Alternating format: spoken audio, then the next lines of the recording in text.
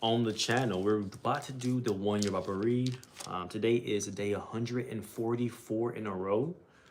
That means we've done this 144 days in a row, chat. 144 days in a row. Today is March the 21st, and we started 2 days early, so that means we're on the 23rd.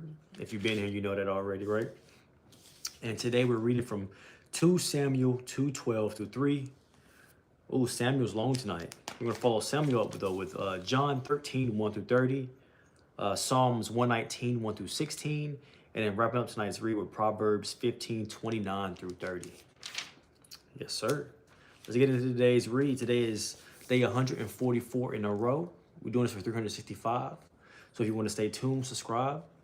And without further ado, 2 Samuel 2:12 through 3, going through verse 39, I meant.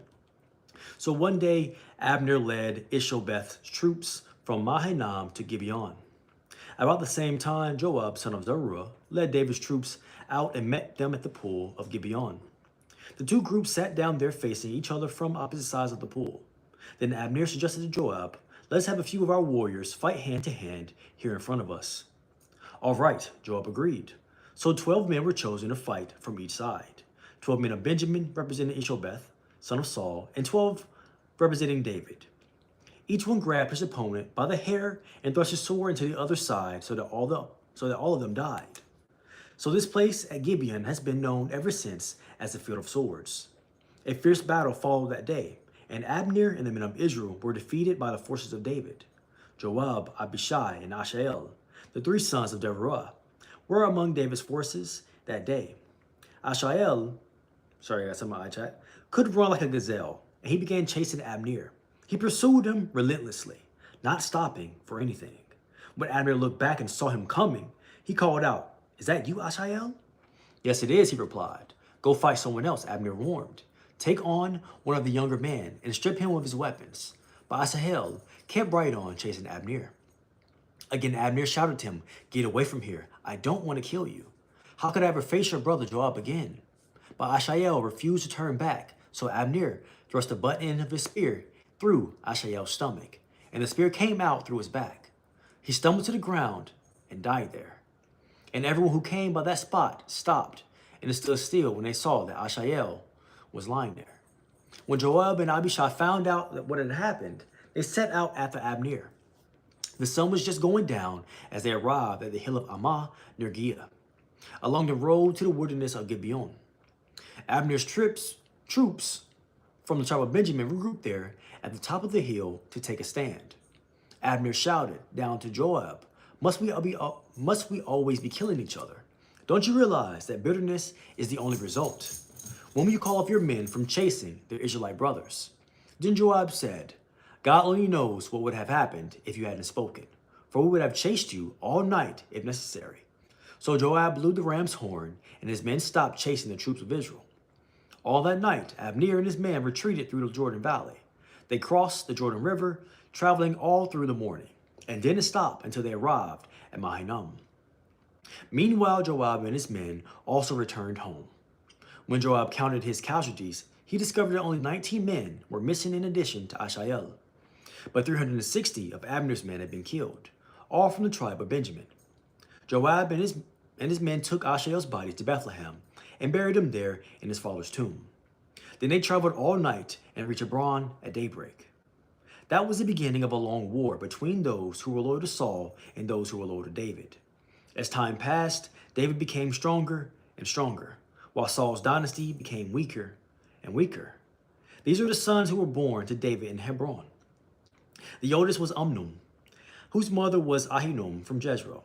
The second was Daniel, whose mother was Abigail, the widow of Nabal from Carmel. The third was Absalom, whose mother was Maachah, the daughter of Talmai, king of Geshur. The fourth was Onijah, whose mother was Haggith. The fifth was Shephatiah, whose mother was Abital. And the sixth was Ethraim, whose mother was Eglah, David's wife. These sons were all born to David in Hebron. As the war between the house of Saul and the house of David went on, Abner became a powerful leader among those loyal to Saul. One day, Ishbosheth, Saul's son, accused Abner of sleeping with one of his father's concubines, a woman named Rizpah, daughter of Aiah. Abner was furious. Am I some Judean dog to be kicked around like this? He shouted. After all I have done for your father, Saul, and his family and friends by not handing you over to David, is this my reward? That you find fault with me about this woman? May God strike me and even kill me if I don't do everything I can help David to get what the Lord has promised him. I'm going to take Saul's kingdom and give it to David. I will establish the throne of David over Israel as well as Judah, all the way from Dan in the north to Beersheba in the south. Ishbosheth didn't dare say another word because he was afraid of what Abner might do. Then Abner sent messengers to David, saying, doesn't the entire land belong to you? Make a solemn pact with me, and I will help turn over all Israel to you.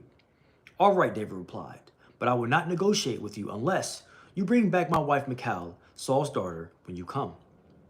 David sent this message to Ishbosheth, Saul's son. Give me back my wife Michal, for I bought her with the lives of 100 Philistines. So Ishbosheth took Michal away from her husband Palti, son of Laish, and Palti followed along behind her as far as Bahurim, weeping as he went. Then Abner told him, go back home, so Palti returned. Meanwhile, Abner had consulted with the elders of Israel. For some time now, he told them, you have wanted to make David your king. Now is the time. For the Lord has said, I have chosen David to save my people, Israel, from the hands of the Philistines and from all their other enemies. Abner also spoke with the men of Benjamin. Then he went to Hebron to tell David that all the... How you doing, Skip? Quote one of my lines in the song, but nah, it's still unreleased bet. And because it has... What's go? How you doing, Foon? Welcome to the chat. Hello. How you doing, Pikel? How you doing? Welcome to the chat. People of Israel and Benjamin had agreed to support him. When Abner and 20 of his men came to Hebron, David entertained them with a great feast. Then Abner said to David, let me go and call an assembly of all Israel to support my lord the king. They will make a covenant with you to make you their king, and you will rule over everything your heart desires. So David sent Abner safely on his way. But just after David had sent Abner away in safety, Joab and some of David's troops returned from a raid, bringing much plunder with them. When Joab arrived, he was told that Abner had just been seen there visiting the king and had been sent away in safety. Joab rushed to the king and demanded, what have you done? What do you mean by letting Abner get away? You know perfectly well he came to spy on you and find out everything you're doing. Joab then left David and sent messengers to catch up with Abner, asking him to return. They found him at the well of Sirah and brought him back, though David knew nothing about it. When Abner arrived back at Hebron, Joab took him aside at the gateway as if to speak with him privately. But then he stabbed Abner in the stomach and killed him in revenge for killing his brother Azael.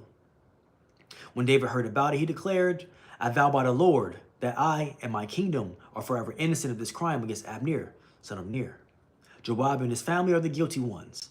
May the family of Joab be cursed in every generation with the man who has open sores or leprosy, or who walks on crutches or dies by the sword or begs for food. So Joab and his brother Abishai killed Abner because Abner had killed their brother Asahel at the battle of Gibeon. Then David said to Joab and all those who were with him, tear your clothes and put on burlap. Mourn for Abner, and King David himself walked behind the procession to the grave. They buried Abner in Hebron, and the king and all the people wept at his graveside. Then the king sang this funeral song for Abner. Should Abner have died as fools die, your hands were not bound, your feet were not chained. No, you were not murdered, the victim of a wicked plot. All the people wept again for Abner. David had refused to eat anything on the day of the funeral, and now everyone begged him to eat. But David had made a vow saying, may God strike me and even kill me if I eat anything before sundown. This pleased the people very much. In fact, everything the king did pleased them. So everyone in Judah and all Israel understood that David was not responsible for Abner's murder. Then King David said to his officials, don't you realize that a great commander has fallen today in Israel? And even though I am the anointed king, these two sons of Zeruiah, Joab and Abishai, are too strong for me to control. So may the Lord repay these evil men for their evil deeds. And chat, that is the end of our read from 2 Samuel 2:12 through 3.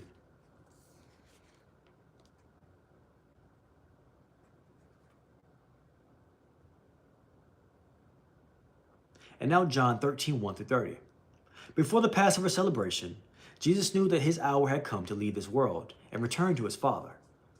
He had loved his disciples during his ministry on earth, and now he loved them to the very end. It was time for supper, and the devil had already prompted Judas, son of Simon Iscariot, to betray Jesus.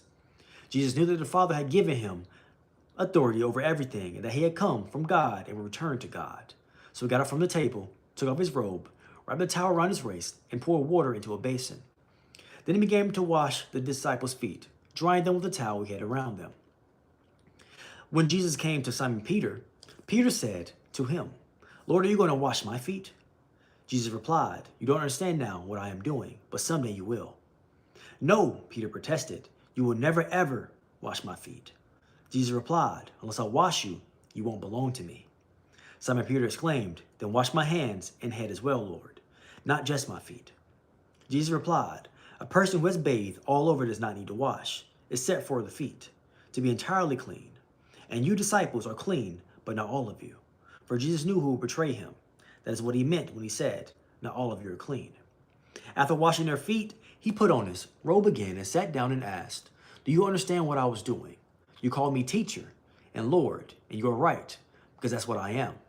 And since I, your Lord and teacher, have washed your feet, you ought to wash each other's feet. I have given you an example to follow. Do as I have done to you. I tell you the truth, slaves are not greater than their master, nor is a messenger more important than the one who sends the message.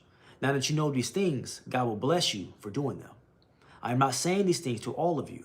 I know the ones I have chosen. But this fulfills the scripture that says, the one who eats my food has turned against me. I tell you this beforehand, so that when it happens, you'll believe that I am the Messiah. I tell you the truth.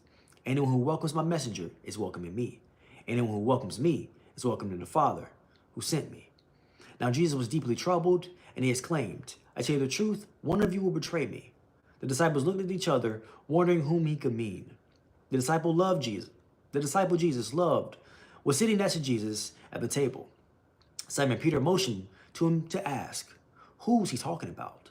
So that disciple leaned over to Jesus and asked, "Lord, who is it?" Jesus responded, "It is the one to whom I give the bread I dip in the bowl. And when he had dipped it, he gave it to Judas, son of Simon Iscariot. When Judas had eaten the bread, Satan entered him. Then Jesus told him, "Hurry and do what you're going to do." None of the others at the table knew what Jesus meant. Since Judas was the treasurer, some thought Jesus was telling him to go and pay for the food or to give some money to the poor. So Judas left at once, going out into the night.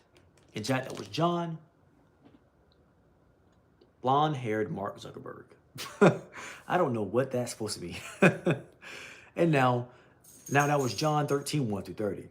Now Psalms 119, 1 through 16. Aleph, joyful are people of integrity, who follow the instructions of the Lord. Joyful are those who obey his laws and search for him with all their hearts. They do not compromise with evil, and they only walk in his paths. You have charged us to keep your commandments carefully. Oh, that my actions will consistently reflect your decrees. Then I will not be ashamed when I compare my life with your commands. As I learned your righteous regulations, I will thank you by living as I should. I will obey your decrees, and please don't give up on me. Beth, how can a young person stay pure? By obeying your word. I have tried hard to find you. Don't let me wander from your commands. I have hidden your word in my heart, that I might not sin against you. I praise you, O Lord. Teach me your decrees. Excuse me.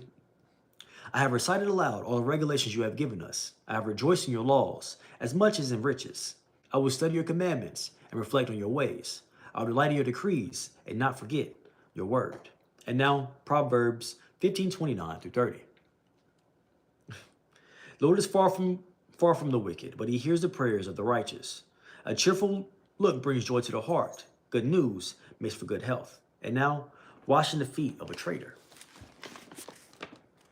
Washing the feet of a traitor. Washing the feet of a traitor. It is easy to be nice to a great guy. We love returning the favor or doing good things for those who do good things for others. Jesus went far beyond doing good things just for the good. Not only did he humble himself and wash the feet of those who loyally loved him, he also washed the feet of Judas, who would betray him. Jesus didn't just tell us to love our enemies. Jesus did as he said and washed the feet of his betrayer. In chat, that was the end of our day 144 of our When Your Bible Read.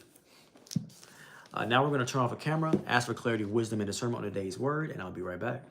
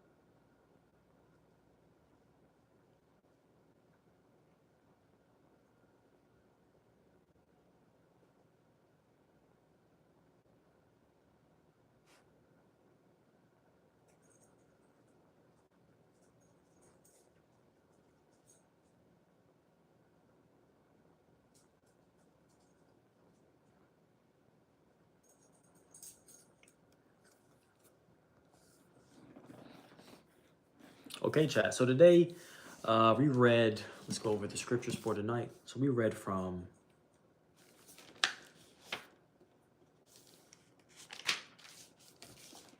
2 Samuel 2:12 through 30 through 3, going through verse 39. We followed it up with John 13:1 through 30, then Psalms 119:1 through 16, and then Proverbs 15:29 through 30. And this is going to be really short today, right? It's easy to be good to people who are already good to you, but can you treat somebody good who is being a douche? Can you treat somebody good even when they may not be good to you, right? Can you turn the other cheek, and can you still love your neighbor even when they might not be a good neighbor to you, right? And that's gonna be today's word, right? It's funny because I was just yelling at my teammates on Rocket League earlier about them being terrible teammates. But they weren't being good to me, and I should have been better to them. That's on me. That's a lesson. I'll find it always funny when the word is directed at me. That's pretty funny. Oh, little man just joined for name to stream. But yeah.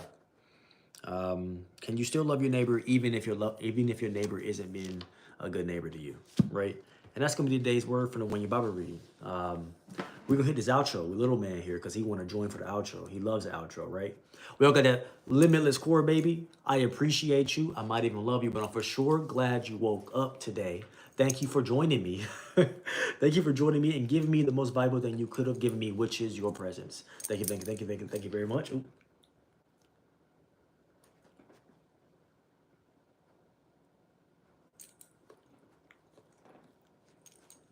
Now, what if I hit you with this right hook? But y'all have a great rest of your day because I'm going to have a great rest of mine. Peace, and see you next time.